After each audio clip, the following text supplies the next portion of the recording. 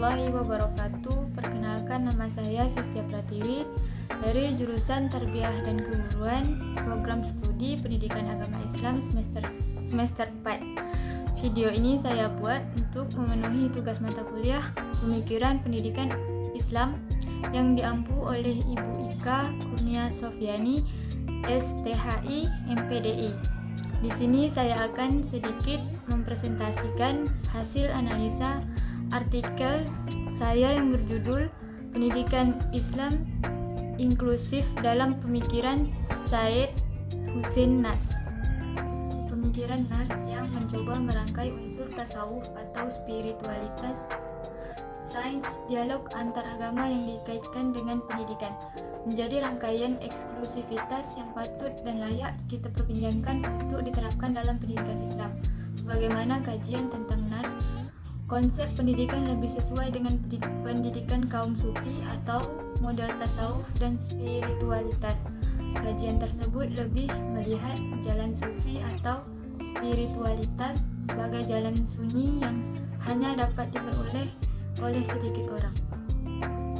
Kajian pemikiran Nars yang mengkaitkan dengan pendidikan dan sains sebagai solusi persoalan pendidikan mendapat perhatian oleh beberapa akademisi. Bangunan keilmuan menjadi pembahasan penting berkaitan orientasi keilmuan yang akan dicapai dalam pendidikan. Desain keilmuan dasar yang akan menentukan akan diarahkan kemana pendidikan, terutama pendidikan Islam.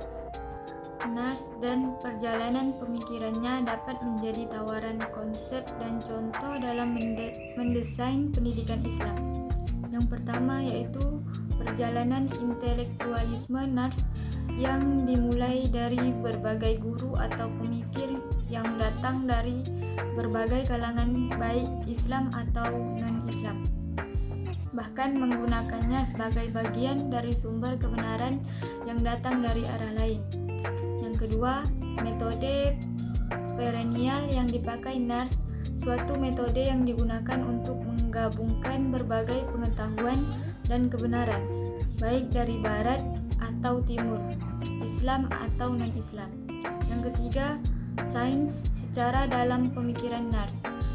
Melihat sains sebagai sesuatu yang sakral, maka objek sains bukan terbatas pada kajian material, tapi juga yang kosmis atau metafisis.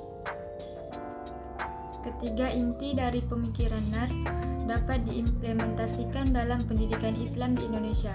Sikap inklusif dapat dilahirkan dari proses pendidikan dengan mengedepankan kemauan untuk belajar dengan siapa saja tanpa harus melihat perbedaan agama dan golongan tertentu. Apa yang seharusnya diajarkan dan dipelajari di dunia pendidikan Islam harus melibatkan semua ilmu, tanpa harus mengabaikan salah satu ilmu, apalagi dengan alasan tidak suka atau mendiskreditkan keilmuan lainnya. Baik, sekian presentasi dari saya. Lebih dan kurang saya mohon maaf. Akhirul kalam. Wassalamualaikum warahmatullahi wabarakatuh.